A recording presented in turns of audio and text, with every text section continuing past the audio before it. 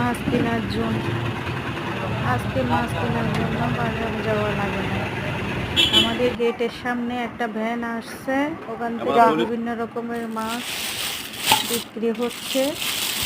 আমি ইলিশ মাছ, মিশালি মাছ নিয়ে নিলাম, আপনাদের সাথে শেয়ার করতেছি।